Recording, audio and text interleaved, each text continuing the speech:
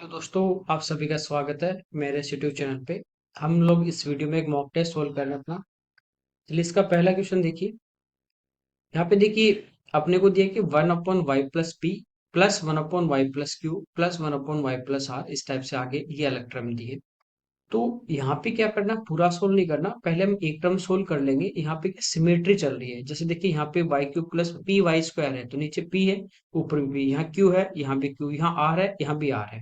तो इसको सिमेट्री बोलते हैं। तो एक टर्म सोल्व करेंगे, सेम वैसे बाकी टर्म आपको समझ आ जाएंगे। तो यहाँ पे देखिए y+p है, ठीक है। इनमें देखिए यहाँ पे अपने पास है y और प्लस में p है, हालांकि इनकी पावर अलग है। तो 1/y+p प्लस पी वाई।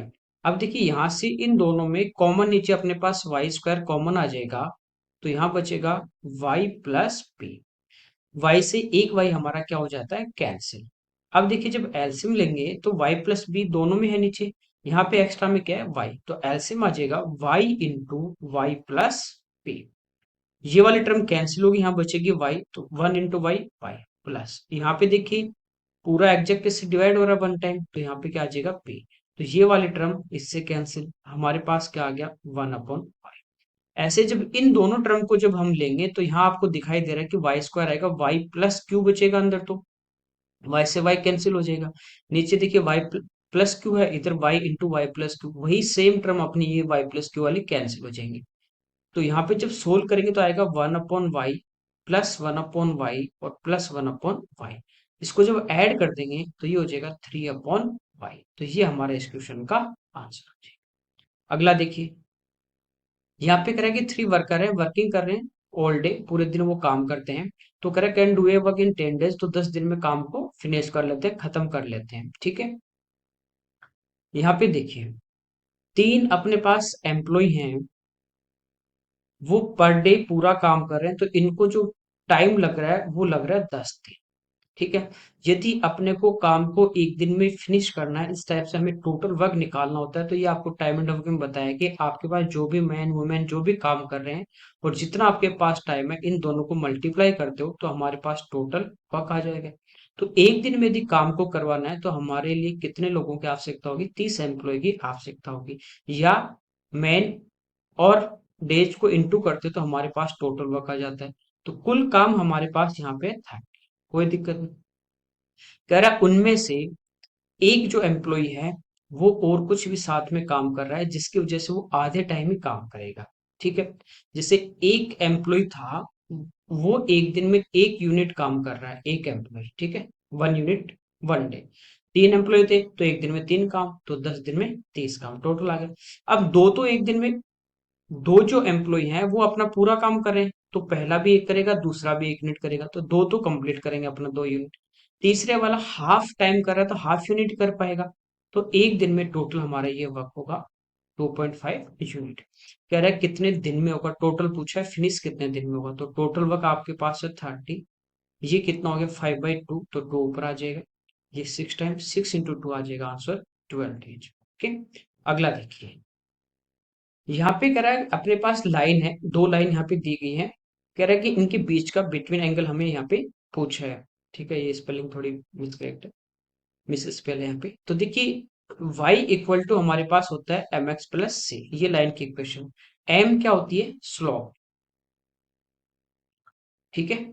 तो यहाँ पे देखिए y = ये m की जगह x का कॉफिशिएंट, ये दूसरा, ये m1 है, ये m2, तो इनके बीच का एंगल होता है tan theta equal to mod m1 minus m2 upon 1 plus m1 m। ये हमारा होता है एंगल टेन थीटा। बस आपको वैल्यू पुट करनी है, बाकी कुछ भी नहीं है। तो m1 कितना है, √3, m2 1/√3, 1 प्लस √3 इंटू 1/√3। तो √3 से √3 हमारा नीचे तो कैंसिल हो गया, नीचे बचेगा 1 + 1 2। यहाँ √3 एलसीएम आएगा, √3 इंटू √3 3 और -1 यानी 2। तो ये हमारा आ जाएगा 2/√3 और अपॉन 2, ठीक है। तो 2 से 2 भी कैंसिल हो जाएगा, तो ये कितना आ गया 1/√3। टेन थीटा 1/√3 कब होता है, जब थीटा कितना हो 30 डिग्री। तो ये हमारे इस क्वेश्चन का आंसर है। अगला देखिए, यहाँ पे कह रहा है कि इनमें सबसे छोटा नंबर कौन सा है, यहाँ पावर में दिया है। देखिए ये एलसीएम एचसीएफ पे हम लोग पढ़ चुके हैं, या घातांक करने में पढ़ा है आपको कि एक तो होता है कि आपको सर्च में देगा करने में, और एक इस टाइप से पावर में देता है।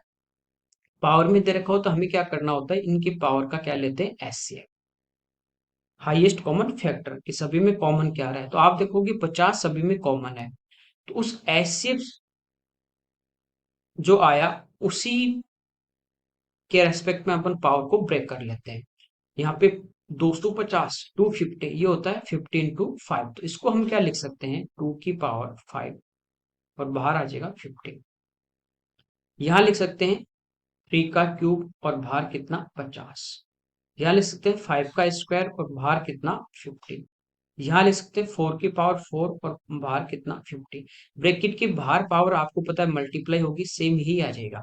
अब बाहर सभी में पावर कितनी है 50, तो अंदर वाला बस सोल्व करना है। 2 की पावर 5 32, 3 का क्यूब 27, 5 का स्क्वायर 25, 4 की पावर 4 256। बाहर सभी की पावर देखिए, इसकी भी 50, इसकी भी 50, इसकी भी 50, इसकी भी 50। तो जो छोटा है वो छोटा रहेगा, जो बड़ा है वो बड़ा होगा। तो सबसे छोटा कौन है 25, यानी 5 की पावर 100। ये इस क्वेश्चन का आंसर। अगला देखिए, यहाँ कह रहा है कि ट्राइंगल एबीसी में, एक ट्राइंगल है हमारे पास इस टाइप से ए बी सी, इसमें डी और ई जो है वो ए बी और एसी जो ए बी और बीसी जो साइड है इन पे कोई पॉइंट है। एक तो ए बी पे है, जैसे यहाँ पे मान लीजिए डी है, और एक बीसी पे यहाँ पे है ए। तो कह रहा है कि जो डीई लाइन है ये इस एसी के क्या है, थर्ड जो लाइन है उसके क्या है, पैरेलल है। तो देखिए आपको ये पता है कि इसके पैरेलल ये होगी तो दो ट्राइंगल बनेंगे। एक ट्राइंगल हमारे पास होगा बी डी ई, और दूसरा ट्राइंगल बी ए सी। ये दोनों लाइन पैरेलल हैं तो दोनों ट्राइंगल क्या होते हैं, सिमिलर। क्यों, क्योंकि बी तो एंगल जो है वो इनमें कॉमन है। इसके बाद दोनों पैरेलल तो ये corresponding angle A equal to D और इक्वल टू सी, तीनों एंगल इक्वल, तो दोनों ट्राइंगल क्या होते हैं, सिमिलर। कोई दिक्कत नहीं। हमें यहाँ पे कह रहा है कि एडी अनुपात डी पे, ये यदि 3 होगी ए से डी, तो डी से बी कितनी होगी, 2 होगी। यानी टोटल अपन देखें तो रेशियो में कितनी होगी, 5 होगी। कह रहा है कि ट्रेपेजियम जो है समलंब चतुर्भुज ए सी ई डी इसका, और बी ई डी ये जो ट्राइंगल नया बना इसका, इन दोनों के एरिया का रेशियो। तो देखिए दो ट्राइंगल सिमिलर हो, कुछ भी दे दे, एरिया का रेशियो पूछे, तो जो भी आपके पास है उसका स्क्वायर कर दीजिए। तो बड़ी ये जो ए बी साइड है ये टोटल कितनी आ गई, 5, तो बड़े वाले का एरिया आ जाएगा 5 का स्क्वायर 25, और ये इसकी साइड कितनी है 2, तो 2 का वर्ग 4। ये इनका एरिया आ गया। तो हमारे पास देखिए ये पूरे में से इस ट्राइंगल का माइनस कर देंगे तो इस ट्रेपेजियम का ही बचेगा, तो 25 - 4 यानी 21, और इस ट्राइंगल का नए वाले का 4। तो ये इस क्वेश्चन का आंसर। अगला देखिए, कह रहा है कि 3 डेसीमीटर रेडियस वाले एक ठोस धातु के गोले को, ठीक है, सॉलिड एक स्फीयर है जिसको मेल्ट करके 1 मिलीमीटर मोटाई की एक सीट बनाई जाती है। तो सीट का हमें पूछा डायमीटर क्या होगा। देखिए जब भी एक शेप से दूसरी बनाता है, मेल्ट करता है, तो दोनों का वॉल्यूम इक्वल। अब स्फीयर का जो वॉल्यूम होता है वो होता है 4/3 पाई r क्यूब, ये वॉल्यूम। और जो अपन सीट बना रहे हैं उसका वॉल्यूम दोनों का क्या होगा, इक्वल होगा। बस वैल्यू पुट करनी है, तो 4/3 पाई। यहाँ पे देखिए रेडियस की यदि अपन बात करें तो रेडियस कितनी, 3 डेसीमीटर, तो 3 का क्यूब, और डेसीमीटर को मीटर में बदलेंगे तो 10 से हम लोग क्या कर देंगे, डिवाइड। ये वॉल्यूम। और सीट बना रहे हैं, जैसे आपने एक सीडी देखी होगी, सीडी होती है डीवीडी सीडी, तो वो यूं पतली चक्कर एक अपने पास होता है, तो एक के ऊपर एक के ऊपर एक रखते जाएंगे, ठीक है। तो वो नीचे से तो गोल होगी, वर्ताकार होगी, लेकिन उसकी एक 4 5 जब आप रख दोगे तो उसकी एक मोटाई हो जाती है, ठीक है, वो उसकी हाइट हो जाती है। तो कोई भी अपने पास शेप है उसका वॉल्यूम होता है area of base into height. तो एरिया ऑफ बेस क्या होगा, सर्कल होगा, तो वो होगा πr², और इंटू हाइट 1 मिलीमीटर। तो रेडियस तो हमें निकालनी है, तो πr² इंटू 1 मिलीमीटर। इसको चेंज कर देंगे मीटर में तो किससे भाग दे देंगे, 1000 से, ठीक है। पाई से पाई हमारा यहाँ पे कैंसिल हो जाएगा, 3 जीरो से 3 जीरो हमारी कैंसिल, ठीक है, 3 से हमारा 3 कैंसिल। यहाँ हमारे पास देखिए 4 × 3 12, और 12 × 3 36। तो आर हमारे पास आ गया 36 का रूट लेंगे 6। डायमीटर पूछा है तो वो रेडियस का डबल, यानी आंसर कितना आ जाएगा 12। ओके, खाली आपको वॉल्यूम इक्वल करना है। अगला देखिए, यहाँ पे कह रहा है कि 3 आदमी 4 बॉयज यहाँ पे मिलके 7 दिन में 7 डेज में 756 रुपीज क्या है अर्न करते हैं। 11 आदमी 13 बच्चे 8 दिन में 3008 रुपये कमाते हैं। तो ये हमें पूछा है। सबसे पहले देखिए, 3 आदमी हैं प्लस 4 लड़के, 7 दिन में देखिए 7 से डिवाइड हो रहा है तो 1 डे का निकाल सकते हैं। 7 का भाग देंगे तो 108। तो एक दिन में कितने रुपए कमा रहे हैं ये लोग? 108। कोई दिक्कत नहीं। इसके बाद देखिए 11 आदमी है, 11 मैन प्लस 13 बॉय, 8 से डिवाइड कर देंगे, ये भी 8 से डिवाइड हो रहा है तो ये एक दिन में कितना कमा रहे हैं? तो 8 से हम डिवाइड कर देंगे। 3 टाइम 20, 4, फिर 60, फिर 7 टाइम 56, फिर 48, यानी 6 टाइम। ये आ गया। तो हम यहाँ से क्या देखिए, एम और बी में अपने पास दो इक्वेशन है, एक को हम सोल्व करेंगे, उससे हमारे पास एक कोफिशिएंट को इक्वल करके प्लस माइनस करेंगे तो हमारे पास एक की वैल्यू आ जाएगी, वो पुट करेंगे तो दूसरी आ जाएगी। तो यहाँ पे देखिए 3 है और यहाँ पे 4 है, तो इसको तो मल्टीप्लाई कर दें अपन, 4 नहीं 11, इसको तो 11 से और इसको किससे कर दें? 3 से।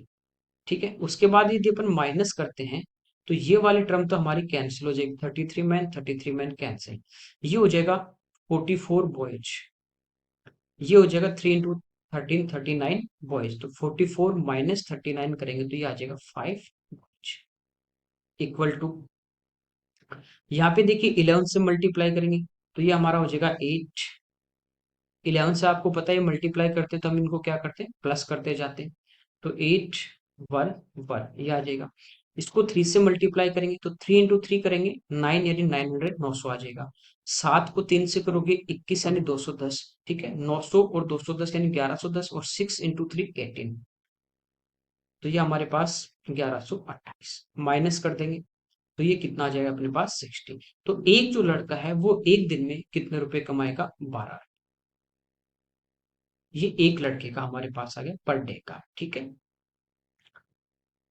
इसके बाद ये किसी भी एक इक्वेशन में पुट करते हैं बॉयज का, 12 यहाँ पे करेंगे तो 12 × 4 48, वो आगे इधर आके क्या हो जाएगा अपना? माइनस हो जाएगा तो बचेगा कितना? 60। 3m = 60, तो m इक्वल टू, यानी एक आदमी एक दिन में कितने कमाएगा? 20 रुपए।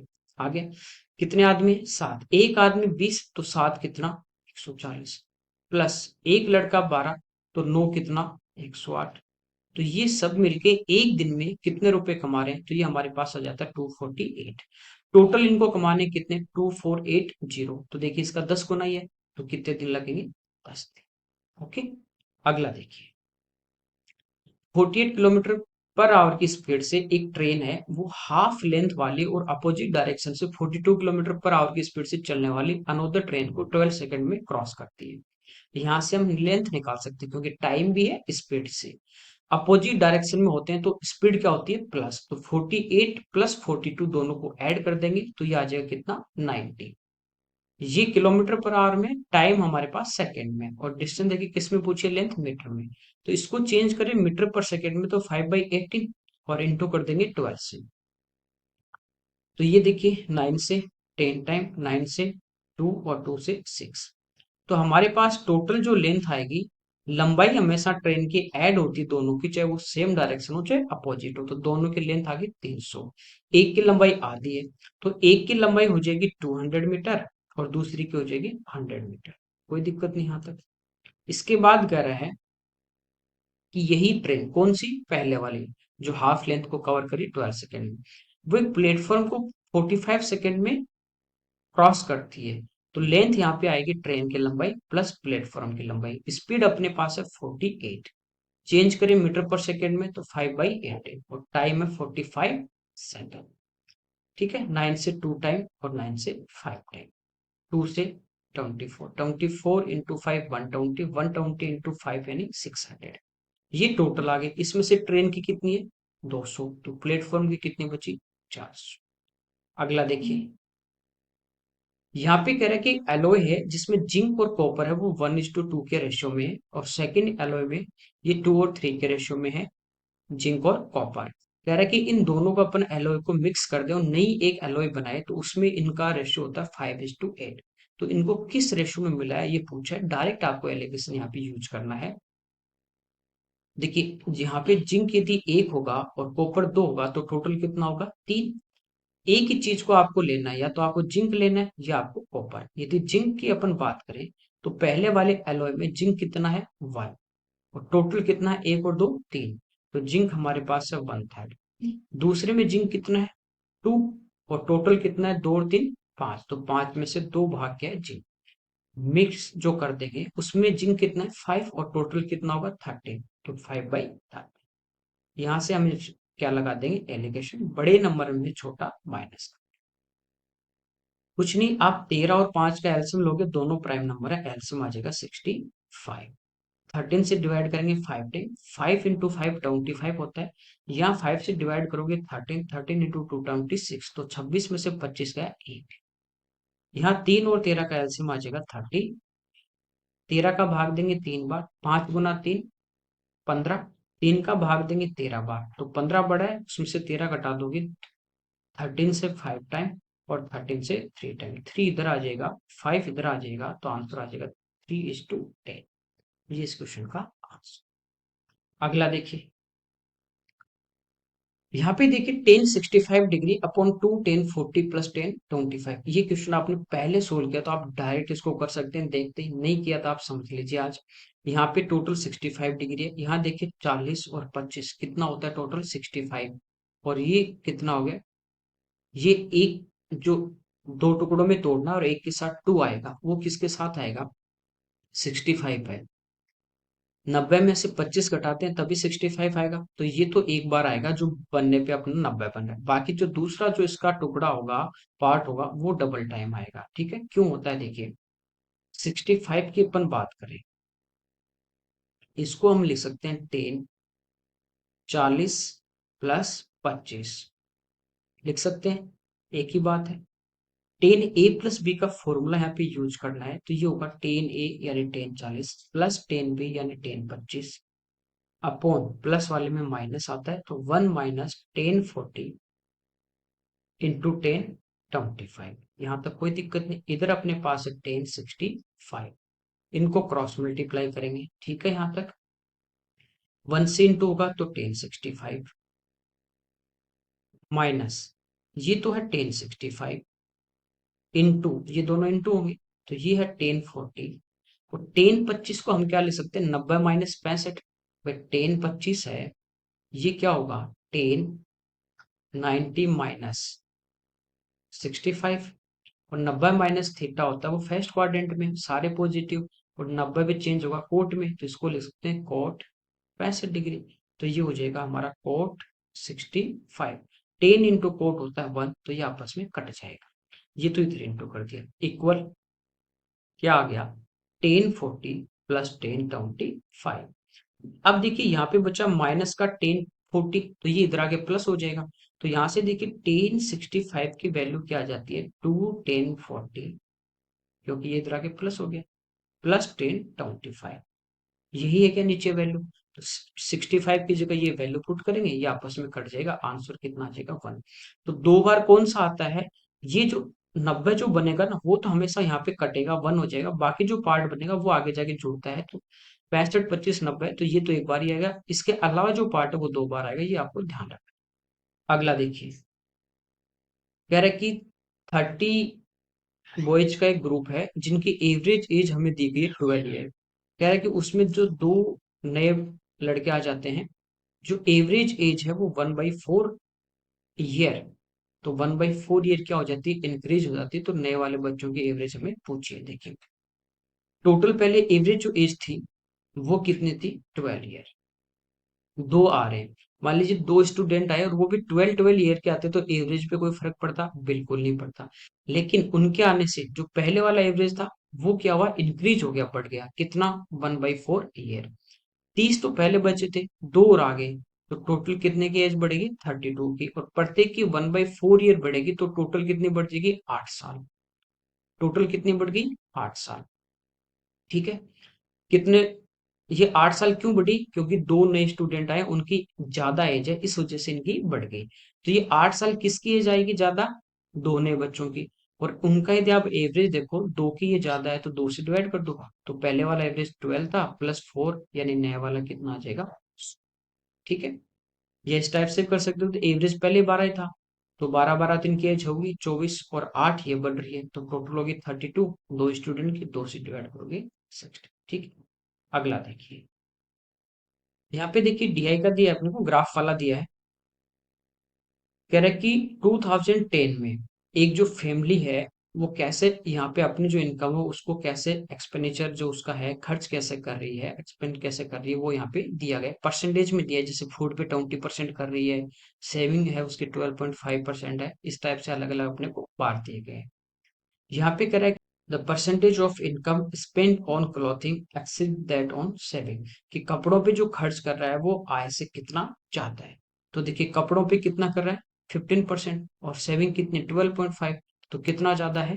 2.5। किससे ज्यादा है? 12.5 से, और इंटू 100। तो पॉइंट से पॉइंट, 25 से 5 टाइम 100/5 कितना आ जाएगा? 20%। ये इसका आंसर। अगला देखिए, कह रहा है कि इसकी कुल इनकम जो है वो 1 लाख है, टोटल इनकम 1 लाख है।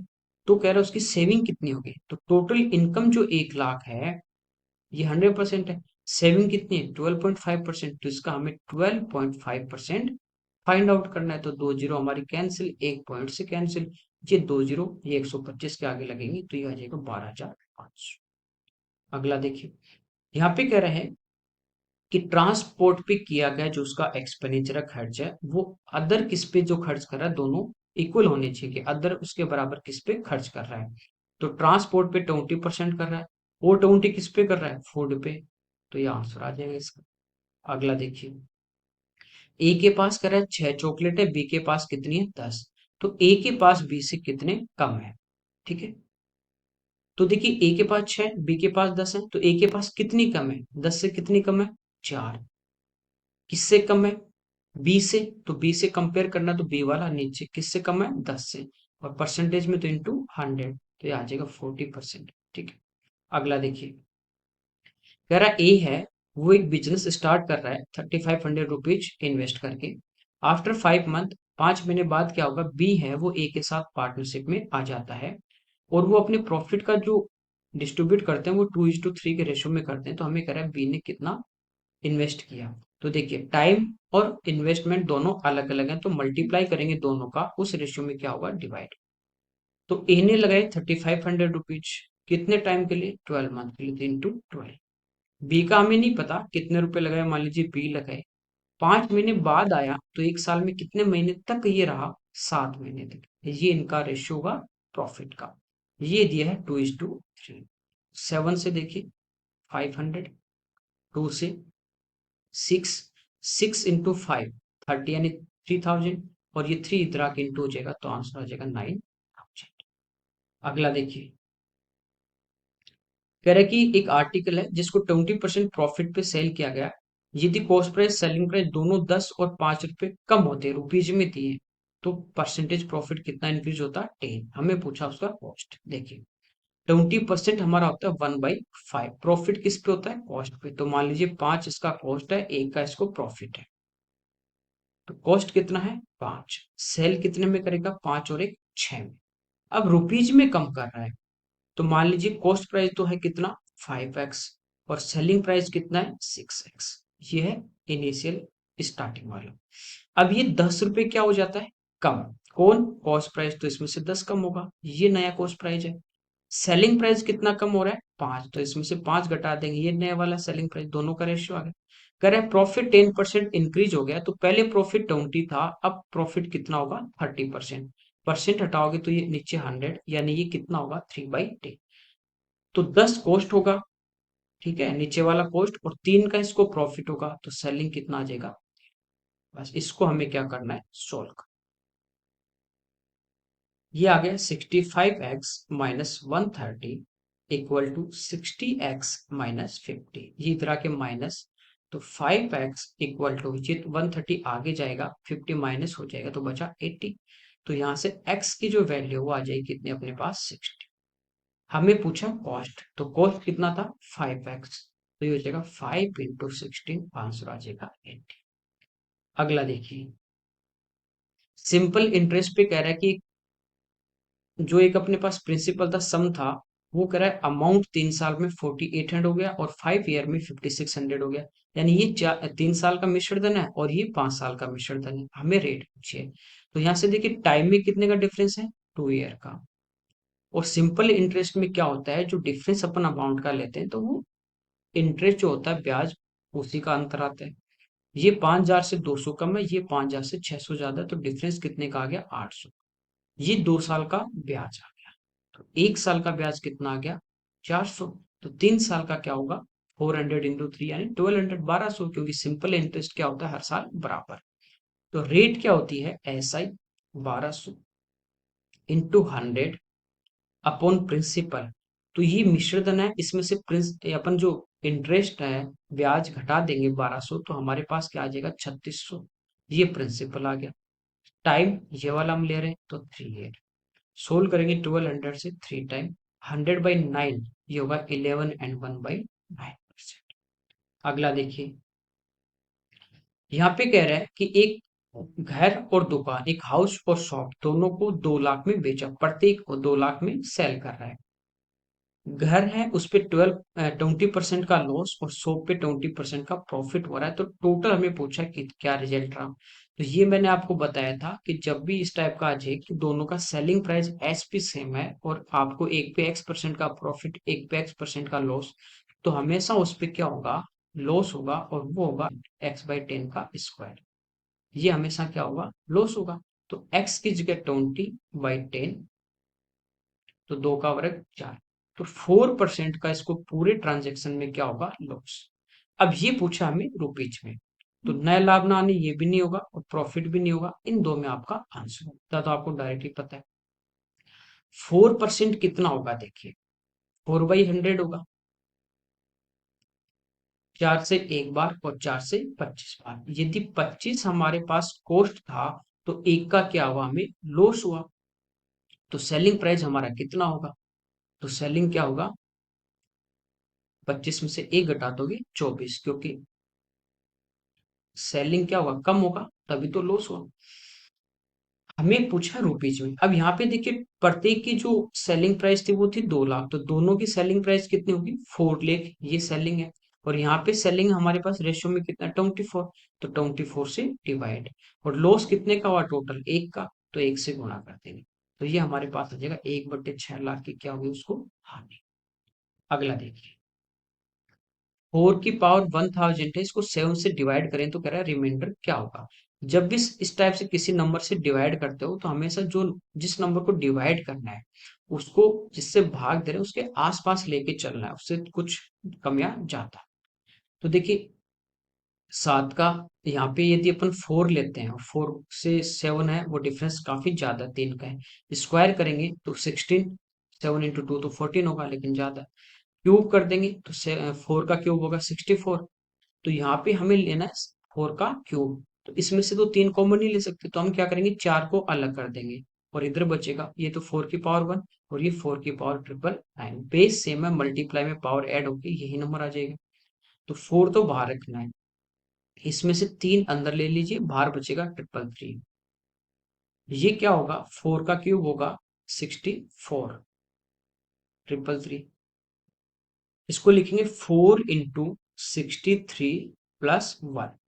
अब जब 7 से डिवाइड करेंगे तो ये नंबर तो पूरा पूरा डिवाइड होगा, ये बचा 1, 1 की कितनी पावर कर दे 1, और जब 4 से इंटू होगा तो ये होगा 4 × 1 यानी 4, और ये नंबर डिवाइड नहीं होगा तो ये हमारा क्या आ जाएगा रिमाइंडर।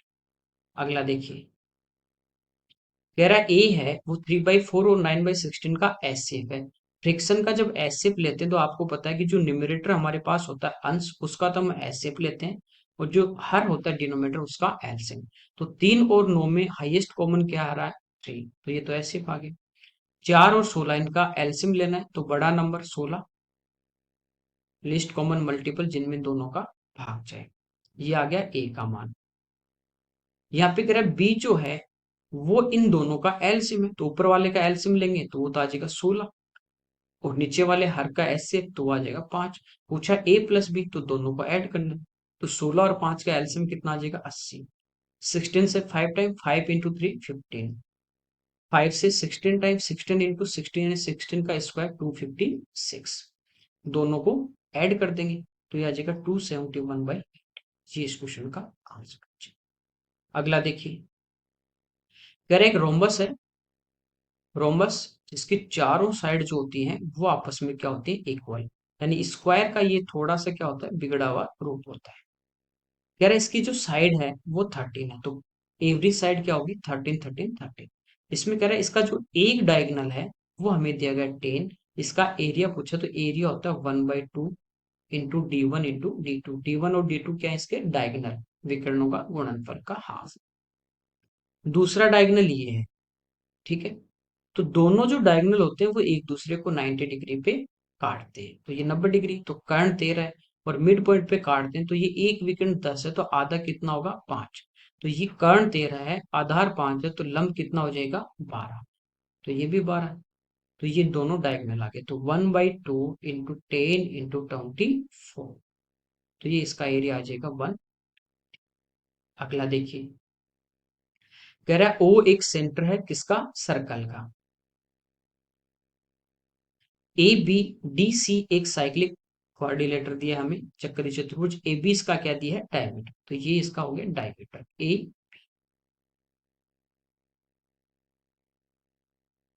साइक्लिक कोऑर्डिनेट जिसके चारों जो वर्टेक्स हो वो सर्कल के सरकमफ्रेंस पे हो, तो ये डी है। देखिए ए बी डी है, यहाँ पे सी नहीं, यहाँ ध्यान रखना, इधर सी। अब कह रहा है ए सी और बी डी इन दोनों को आगे बढ़ा दिया गया, तो ये दोनों कहाँ पे मिल रहे हैं, जब इनको प्रोड्यूस करते हैं तो कहाँ पे मिल रहे हैं ए पे। तो ये जो एंगल है सी ए डी, ये एंगल हमें दिया गया 70 डिग्री। हमें पूछा है सी ओ डी, तो ये इसका ओ सेंटर है, तो सी ओ डी ये वाला एंगल हमें पूछा है, ठीक है। देखिए ए से ओ ये इसकी रेडियस है, ओ से सी ये भी रेडियस है, ओ से डी ये भी रेडियस है, ओ से बी ये भी रेडियस है। पहली बात तो ये दोनों पैरेलल नहीं, ध्यान रखना कहीं आप इक्वल करके कर दो, थोड़ा सा इसको तिरछा कर दोगे तो चेंज हो जाए। ये एंगल मान लीजिए अपने पास थीटा है, इस रेडियस इस साइड के सामने ये थीटा है, तो इस साइड दोनों साइड इक्वल है, तो ये भी कितना होगा थीटा।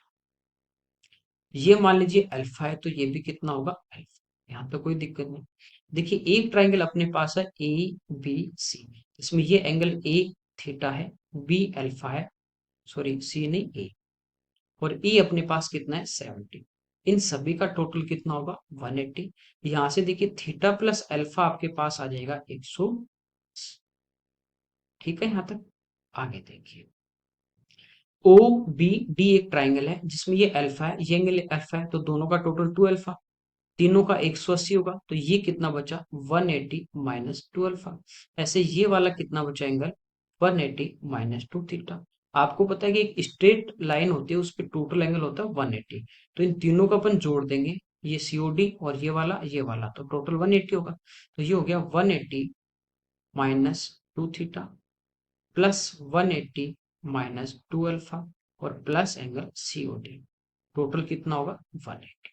तो 180 से 180 हमारा कैंसिल, यहाँ बचा 180 माइनस इन दोनों में देखिए 2 कॉमन ले लेंगे, तो ये हो जाएगा theta plus alpha plus COD बराबर कुछ नहीं है यानी 0। थीटा प्लस अल्फा 110 यहाँ पे रखेंगे, तो ये 110 गुना 2 करोगे 220, तो माइनस का 220 और प्लस का 180, तो बचा कितना -40, वो आगे जाके प्लस, तो सीओडी कितना आ जाएगा 40। अगला देखिए, यहाँ पे देखिए कंपेयर करना पड़ेगा, ये पहले भी अपने मॉक में किया है इस टाइप का क्वेश्चन। यहाँ पे देखिए √5 जो होता है इसका जब क्यूब करते हैं तो ये होता है √5 इंटू √5 इंटू √5। तो ये तो √5 इंटू √5 5 और ये इंटू में 5। इसका मतलब ये क्या है, ये हमारे पास है √5 x का क्यूब माइनस ये है √3 y का क्यूब अपॉन डिवाइड यानी अपॉन ये है √5 x माइनस √3 y।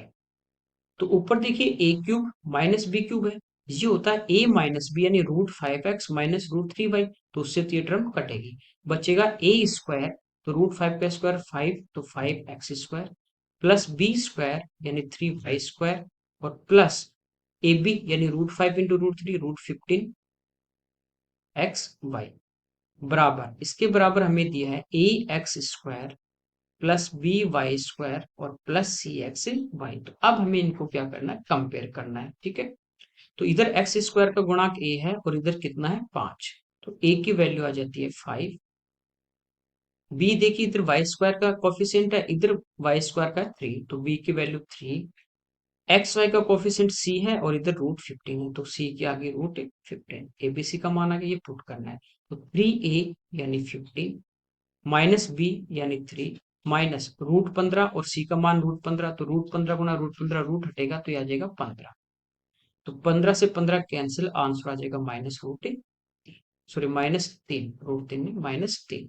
अगला देखिए, सेक प्लस 10 दिया, सेक पूछा है, तो ये आपको पता है कि सेक प्लस या सेक माइनस दे दे, इनमें से एक दे दे, दूसरा अपने को निकालना हो तो वो उसका उल्टा, तो सेक -10 ये हो जाएगा उल्टा, यानी 1/√3। दोनों को ऐड करेंगे, 10 से 10 कैंसिल, इधर हो जाएगा 2 sec theta equal to 3 plus 1/3, तो ये 10/3 और ये 2 से कैंसिल 5, तो आंसर आ जाएगा 5/। क्यों होता है ये आपको पता है कि sec square theta minus 10 square theta कितना होता है 1, ये A square minus B square है, तो इसको लिखेंगे एक बार प्लस का और एक बार माइनस का।